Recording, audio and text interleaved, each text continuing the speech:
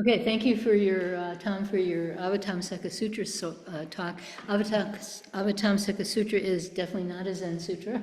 There are no Zen Sutras. But it is basic to just about all of the Mahayana. You can't escape it. There's some schools that prefer one sutra, like a lot of them are Lotus Sutra schools. We're sort of, the legend is that Bodhidharma brought the Lankavatara Sutra with him. There is in Korea, apparently the Surangama Sutra is extremely important, but the Avatamsaka Sutra just sort of sits over all of them as the absolute epitome of Mahayana sutras. Long-windedness. Long-windedness, very long descriptions. There's 4 pages for Queen Maya, who's one of the people who teaches Sudana. Also, at the beginning of the Sudana story, there's actually Sudana and a young girl. I guess they're both teenagers or something.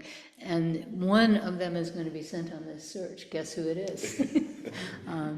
Yeah, so that's the Sudana chapter. It's the ending of the Avatamsaka Sutra. Right, which it has its own sutra name, which begins with G, and which I can't pronounce. But oh, really? yeah. Oh, I just know it as the Avatam. Oh, the last chapter, yes, it has its own name, yeah. And a lot of people think it was just sort of tacked on, 50 or 100 years, or 200 years or something later. Supposedly, so the standard stories that the first teaching the Buddha gave was, the Four Noble Truths and so on, but there's another story that says, well, he first shot up to the Tushita heaven where he taught his birth mother, who had died when he was 7 or 10 days old, I forget, the Avatamsaka Sutra, and realized that people weren't ready for it, so then he came back and he, did what we know. That's just a story, of course. The other interesting thing about the Avatamsaka Sutra is there are only 2 chapters in which Shakyamuni Buddha, that's the Buddha, the Buddha over there on the altar. What is it doing? I'm doing different. Anyway, that one there. And he only says a few things. Most of it is, it's Vairocana, the cosmic Buddha, who speaks through the bodhisattvas. He never says anything, Vairocana, but it's his spirit that imbues his energy, his Buddha nature, that imbues all the speakers in the Avatamsaka Sutra. So it's a very wonderful and interesting 1,200-page small type on large pages sutra. And every now and then I do a class on it. So, are there any questions? Now that we've been so abstract. Yes? So, speak loud.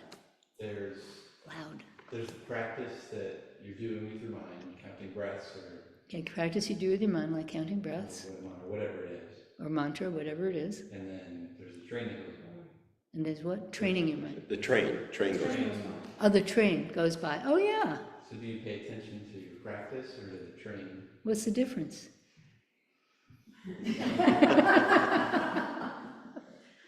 Okay? Yeah. Are there any other questions?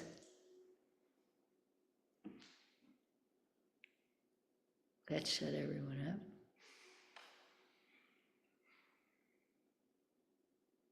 That is a good question, though, right? I mean, you're trying to really concentrate on your thoughts and really kind of break it down. You're not trying to concentrate on your thoughts. No? No. Or at least be aware of your thoughts, right? You're trying to be aware of everything. Okay? Trying to be aware of everything. And that includes how your mind makes the concept of train. How do you know it's a train? Maybe it's a weird owl that's around during the day,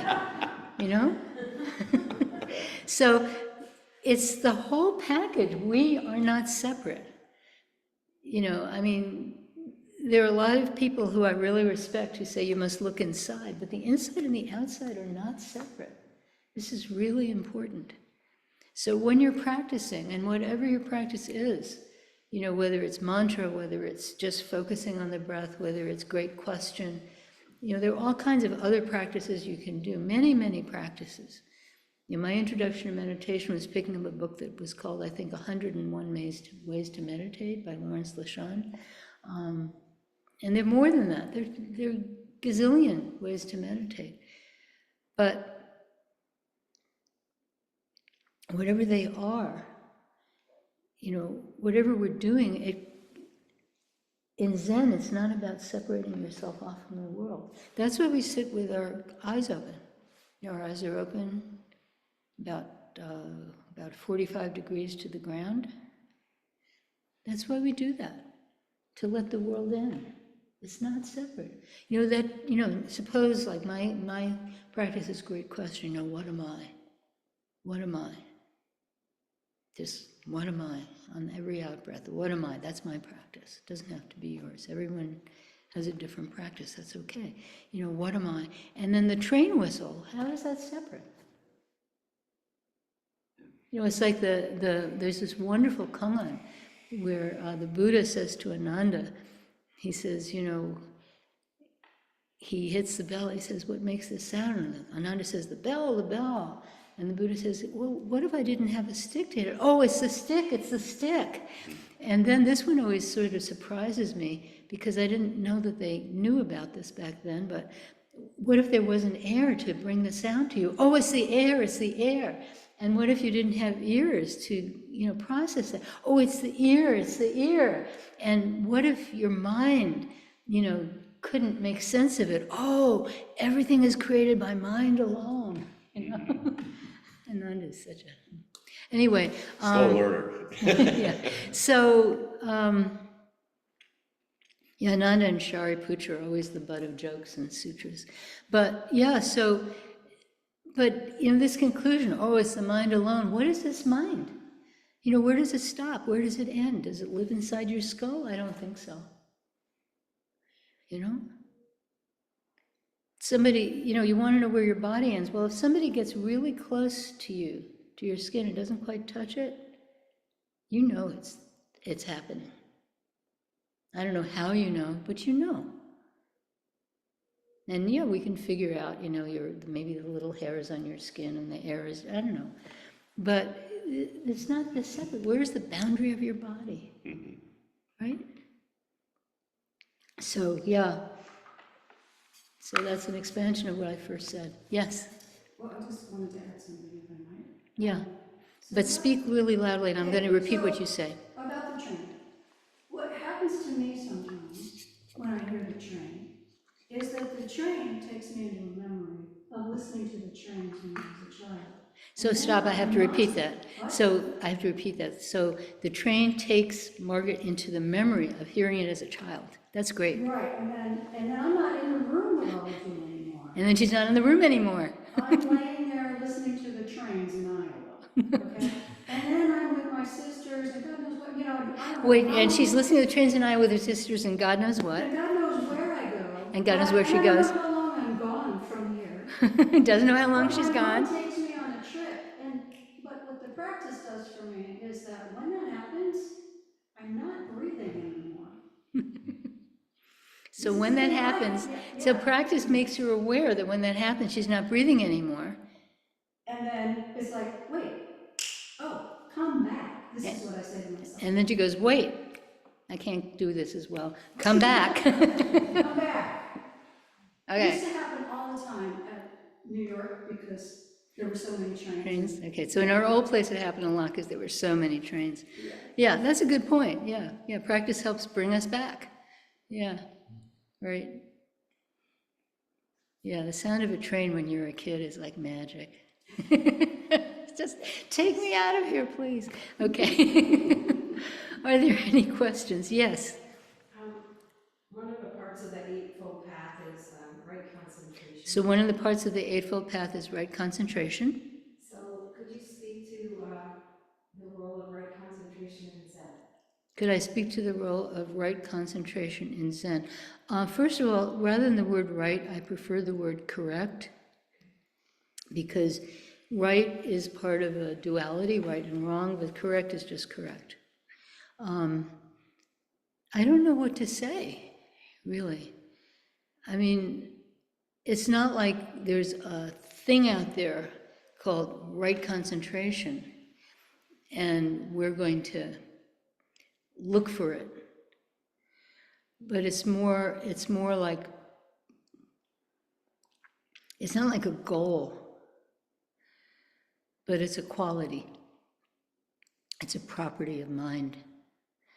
And so rather than asking yourself if your concentration is correct or not, it's more like, are you concentrating? Are you paying attention? So that's really the issue. Right now, are you paying attention? And if you're paying attention, then that's correct attention.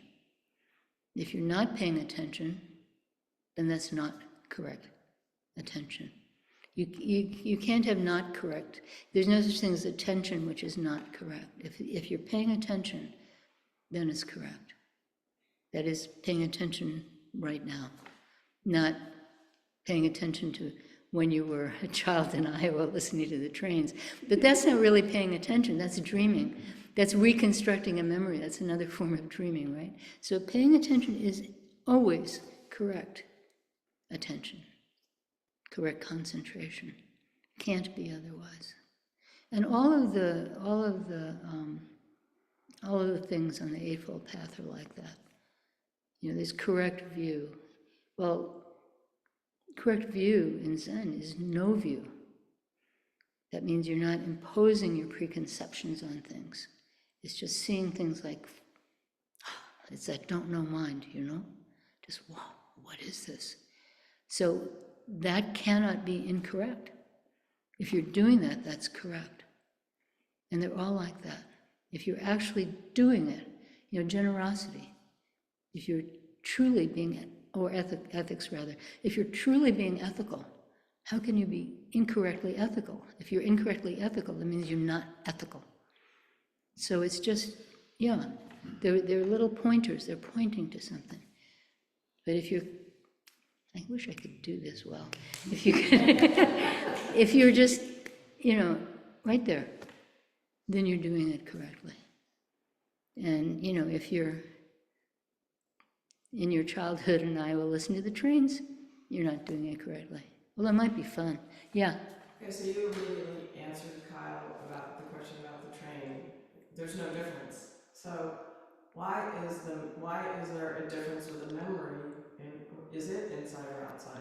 Oh, that's a wonderful question. You tell me.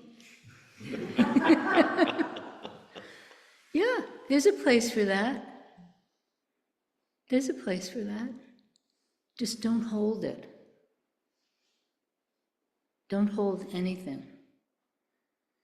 So what Margaret didn't say, I hear the train and I remember when I was a child in Iowa.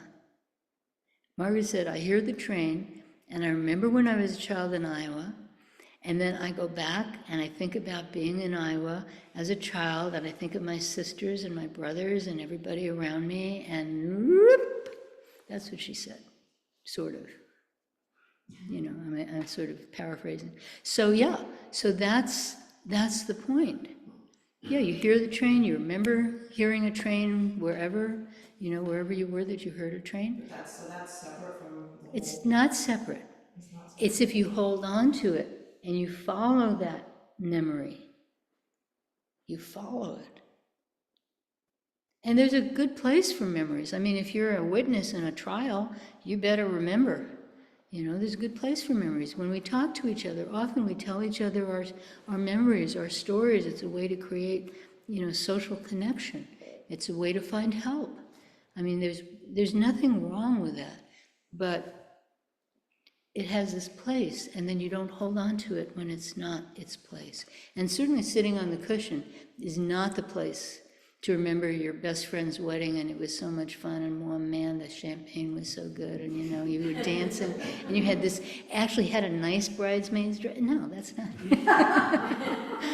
You know? Okay? Yeah. Thank you. Are there any other questions? Yes? So practicing online versus practicing in person, they do feel different. So did you guys hear this? So Shuang, who of course is usually in Florida and usually practices with us online, said they do feel different. They are different. What's special about practicing in person? What's special about practicing in person? You tell me.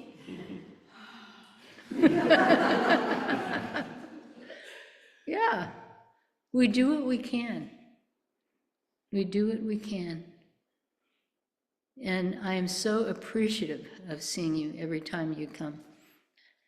So, yeah. And I'm appreciative of everybody on the screen right now. So, yeah.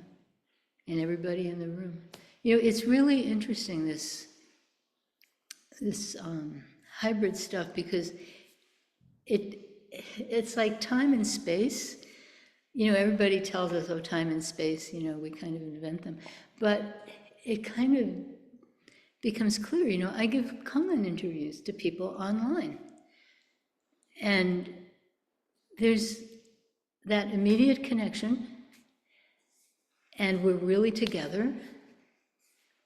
But, you know, one of us might be in Singapore, and one of us might be here. And then there's always that, what is it, 1/20th of a second time gap. So we think that we're simultaneous, but we're actually not. So, but there's always a time gap. I mean, there's an infinitesimal time gap between what I'm saying and the person sitting next to me hearing it. That there's always a gap. There's always a light gap, a sight gap. There's always a time gap. And somehow we surmount it, and we come together, and we come together in person, and we come together on Zoom, and we just come together somehow. And it's really wonderful. And yeah, they're different. They're different, but they're valid. And we're one sangha. That's the thing. We're one sangha. Despite time and space, we're one sangha. And that's really wonderful. I'll say to people online, that's really wonderful. So, thank you. Yeah. Are there any other questions? Yes, okay, wait. I'm going to take Vera first, and then Liz.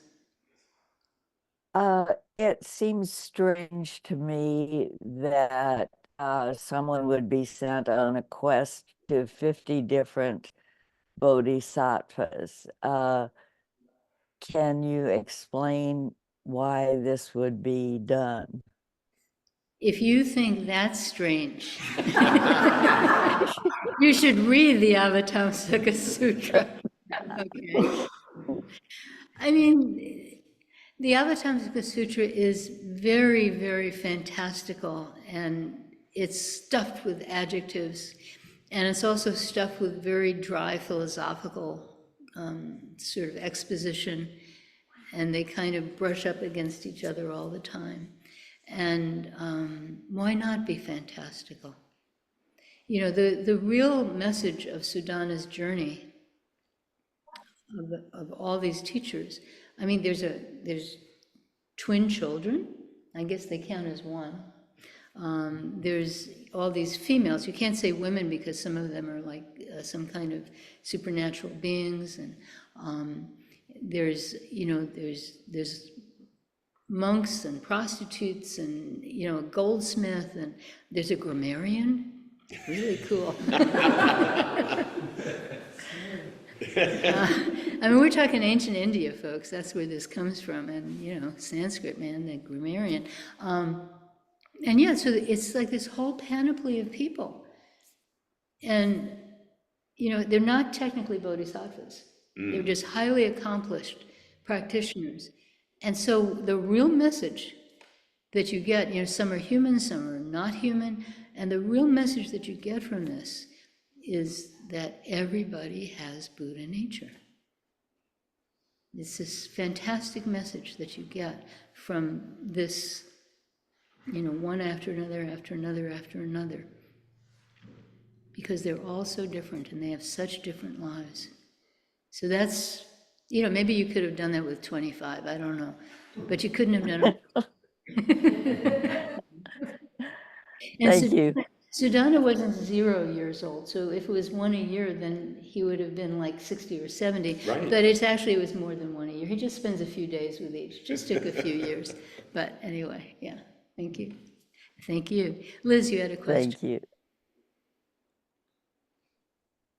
Yes, so the idea of no meaning, Mm-hmm, well, not versus, but no meaning is great meaning. mm-hmm. And I've heard people say, or one other teacher in the school say, then that means everything has meaning. But then if everything has meaning, then how do you have no meaning? So no meaning means that you're not imposing meaning.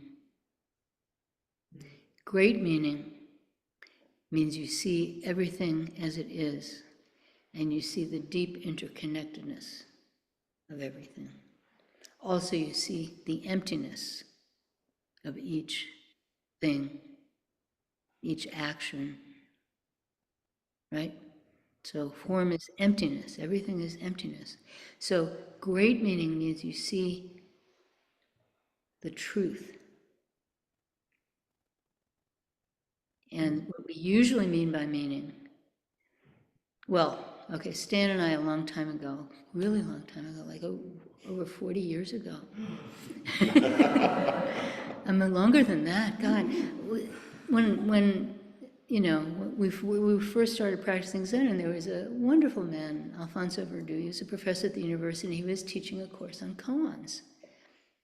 And we thought we'd sit in on it. Or actually, it was a seminar. It was a seminar of faculty. It wasn't even a course. I think everyone in there was faculty. And we thought we'd sit in on it.